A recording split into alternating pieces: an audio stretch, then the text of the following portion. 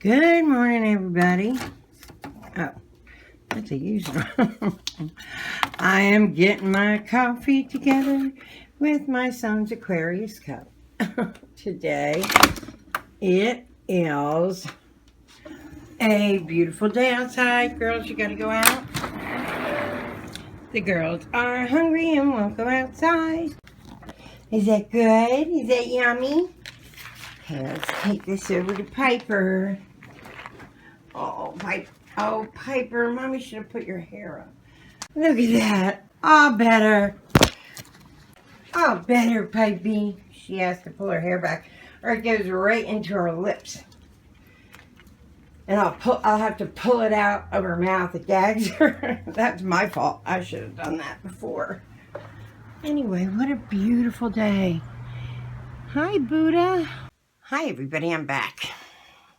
So, I had a couple things I wanted to talk to you about in the way of Christmas. You know, we had Christmas very differently. Well, my family was, as you all know, my family was Jewish. And that didn't really mean that we didn't have Christmas, because we would try to. There would be times where we would try to have Christmas.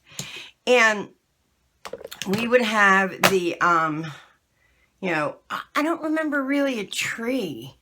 I mean, we were Jewish. You don't do that kind of stuff. But we felt very gypped, Becky and I, my friend Becky and I, because we didn't grow up in a particularly Jewish neighborhood. So it wasn't like we were part of the norm. We were considered like different than everybody else because we did different routines. And so we would, you know, kind of feel a little pointed out. There was a handful of other girls, I mean, I don't even know guys that much, but of other girls that were Jewish, but our basic, like, crew was just not Jewish. I mean, there just wasn't that many, and we didn't fit in with the typical Jews that went to synagogue every week. Like, that wasn't, my father was not at all Orthodox. My mother was not even, well, my mom converted, like, she converted to Judaism, and she believes, like, she is the ultimate Jewish lady. So anyway, with that all being said, we didn't have the same experience that a lot of people had on Christmas. I mean, there were years that we bitched and got Christmas, but it was more Hanukkah than anything else, especially the older we got, or the more that I remember was all Hanukkah. And we would get... And so you get 8 presents, okay? And the first, like, couple presents are really lame. Just like if you had them under the tree. You know, you have your lame presents, your underwear. And I remember every year I would get a box, and you would open it up, and there would be tissue paper, and there would be little bikini underwear with the names of the days of the week, like Monday, Tuesday, Wednesday, Thursday. So what if you were a rebel? You were in Wednesday on Friday, you know what I mean? So... or actually Friday on Wednesday, because you wouldn't wait that long, but you know what I'm saying, like, but that was that was like present one, was the underwear. And if you're my age, you remember the underwear with Monday, Tuesday, Wednesday, Thursday, Friday. Oh my God, like you had to know, you had to be told, like, what day of the week to change your underwear or something. It was crazy. And, but everybody had those underwear that I knew, yeah, so that would be one gift, is those 7. At least it wasn't like a pair of underwear a day. That would really suck. And then, and this is like prior to us really being able to tell Mom, like, or Dad, like, yeah, this is what we want for Christmas. Because I remember when we finally did that, like, we sent my mom to a record store in the 60s, which is like hysterical. If you know Alice. Hysterical. I'm going to do a vlog. I'm going to have her on a vlog one day just so you can understand my mom. Like, she's like the crazy Jewish lady. She really is. She whispers when no one's in the house. Like, I'll be in the house and first off, she'll try to give me $20. And I'm like, Mom, I'm okay. I don't need $20. But she'll still try to hand it to me for gas. She'll be like, here. She'll roll it up. She's real little. She'll roll it up. And she'll hand it to me, and there'll be no one else in the house. House is empty. And she'll go,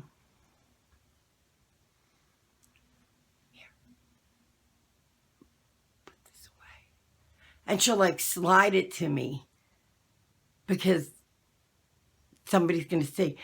And so, and I'm like, Mom, there, shh, put this in your purse. Listen, Paul, put this away. And I'm like, okay. There's no one there. Who are we whispering about the $20 to? So funny. And you just go along with it. And my mom was a model for a really long time. So she has a little tiny bit of problem. A little problem when it comes to like eating. Okay. And I won't even go into that because she's still around. I wouldn't embarrass her or anything. But my mom loves being skinny, okay? Skinny, skinny, skinny. The skinnier, the better. And here I came along as her daughter with these big Zoftic boobies, which couldn't stand my tits. And like the whole nine, you know, like it was just not conducive to who she would like me to be. But anyway, or herself. So we have had little run-ins that ended up in the hospital because of her weight issues, because Mom likes to be skinny. Should I say anything more? I think you got it, right? Because she was a model and she's beautiful. My mother is so beautiful and she's as crazy as batshit, you know, like the rest of them. And I say that with all love. I love you, Mom, but batshit crazy like the rest of the people that grew up in her time. And that's what everybody needs. Oh my God, what is that? I have like it's a dink. Okay. Everybody needs to remember when people grew up, okay? Like, my sister and I grew up in the 60s and 70s where it was the sexual revolution. Now, you guys talk about sex like it's anything. Like younger people, they talk about sex, boom. It's no big deal. Nobody cares, right? Back in our day, you couldn't have those conversations. It was horribly taboo, and when it stopped being taboo, then it was risque, and it turned into like I don't know why I'm on this subject. This is a crazy subject, but anyway, it turned into like only certain people knew about sex. You know, if you were wild or this or that. If you were a good girl, you didn't even know about sex, which is just bullshit. Everybody knew, they just hid it. But when I grew up, it was the start of the sexual revolution where, you know, gay people could be gay and straight people could be straight. And there was, the line started to gray out, which I loved because Philadelphia Jewish girl, like I wanted nothing but gay friends. I mean, I tend to have a little of the butch in me. No, not Paula, not PJ. But yeah, so like that didn't ring my bell at all. I was happy with that part of stuff because, and I was never much of a hider. I think but, and my mom was, and not about that, but about anything. And I really attacked her on that a lot when I was a teenager. That she was almost like hypocritical. And it was the times. Like, understand that the establishment were all hypocrites and that we were the honest ones and they were lying to us. And remember, we were going through Vietnam and some of our friends were getting carted off. I was younger than that.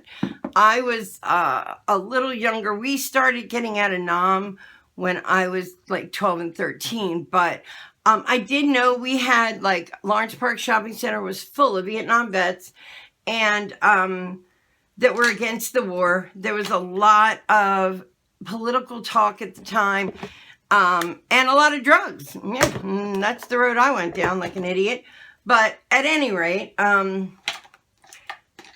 I did do other things, though. I also went down like a very spiritual life that I'm so grateful for, forever grateful that I went the way I did because it absolutely defined me. It altered me. It made me look for positivity. But my point is not that. my point is that my father's family went through the Holocaust, and my mom went through the Depression down south. I mean, these are things that would take out anyone, like would blow your mind, the things that they went through, because we are right now we don't even have to go food shopping if we don't want to. We can just call a service and they're going to deliver all of our groceries, you know what I mean? And back then, yeah, my mom had to skip school at times to go, she was a strawberry girl. And what that meant was you went out to the strawberry fields when they were in Florida. That's where she grew up. And she would go out in the strawberry fields and she would roll her hips one over the next. She showed me how to do it. And she would pick strawberries for sun up till sundown for her family. She didn't get that money. Her family did. And when she started winning like contests, like the prettiest baton twirl or whatnot. Anyway, my point is that when we had Christmas, you know, it wasn't the Christmas you're going to have. And if you see the Norman Rockwell paintings of Christmas, you know, you got to remember that these people grew up, and I grew up completely differently than you guys grew up, you know. What was that show that used to be on, and it was about like growing up in the 60s. I can't remember the name of it, but that was a very good example of how we grew up. You know, mom stayed home with the kids, dad went to work until the kids were older. It was very sexist. Women, whoa, something just went flying outside. Women were not supposed to be, you know, heard, and they were the man's arm candy, and just very different than it is now. And I kind of get sad because it feels to me like women gained a voice in my lifetime. We gained a voice, and now we use it to act like bitches towards one another half the time, and to segregate ourselves from the rest of the women and not care about real issues. And, you know, you think, I watch a lot of people think that the biggest thing they're going to do is get a man. Who gives a fuck about a man? No offense, but do something with yourself. That's me anyway. But anyway, my bottom line is what I'm trying to, I don't know what I'm trying to get to with this friggin' line of thought.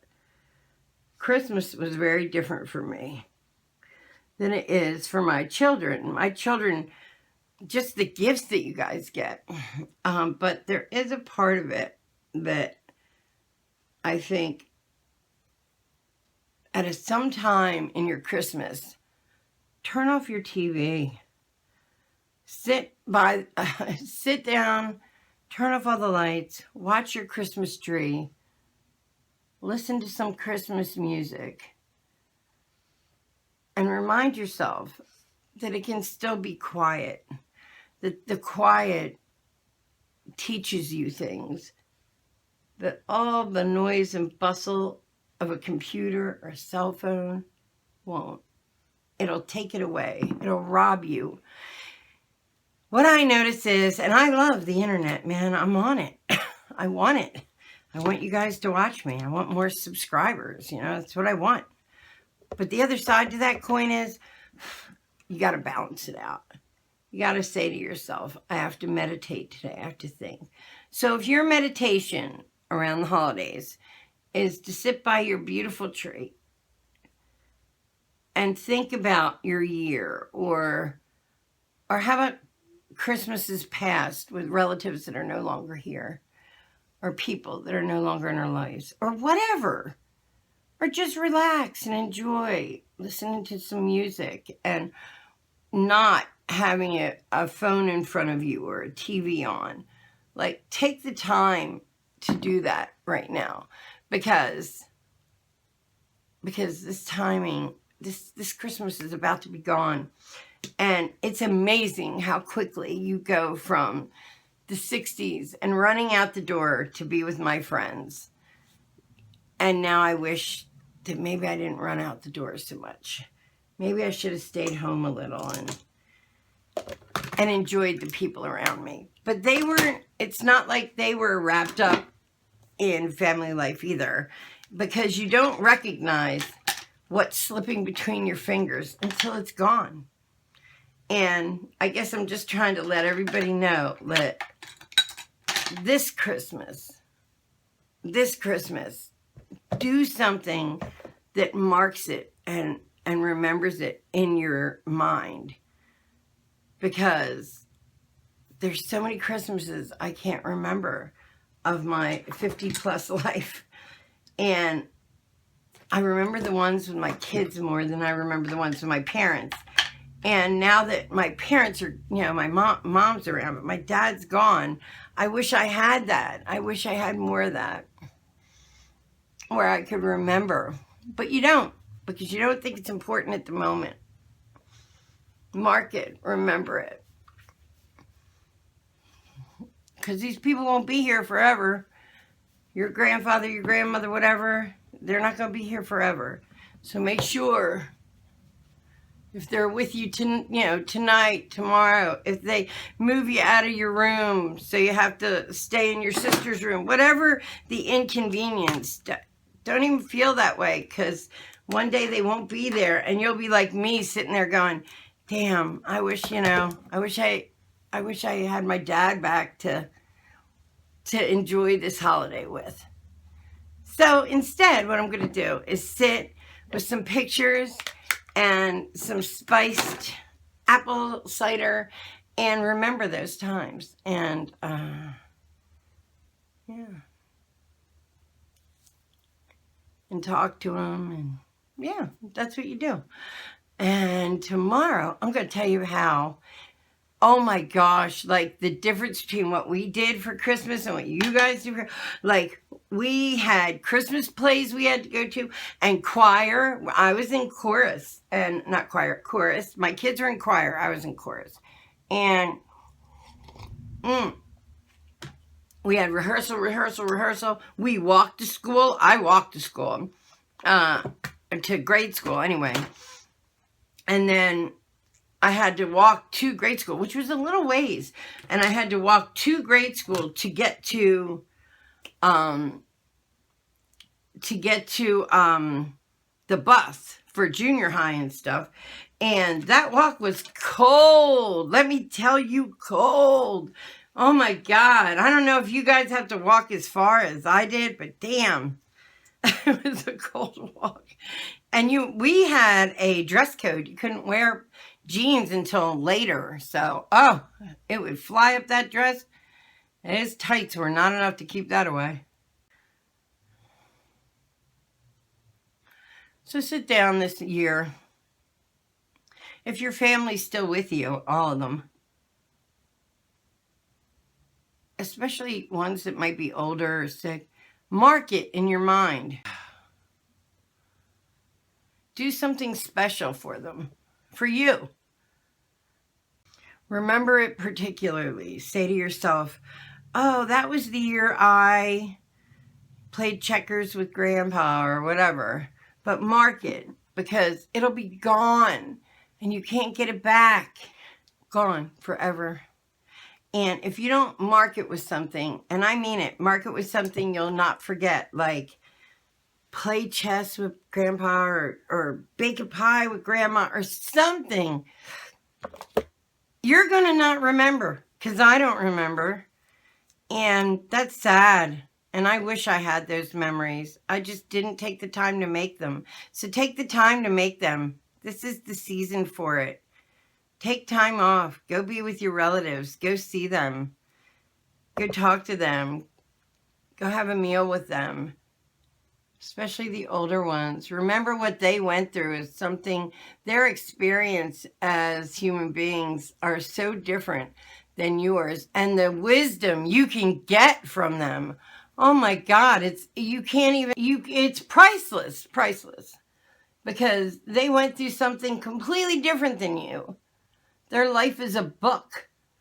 You need to ask him questions, get him talking. These are the things that I didn't do. Anyway, all right, guys, I'm getting out of here. I love you. Bye.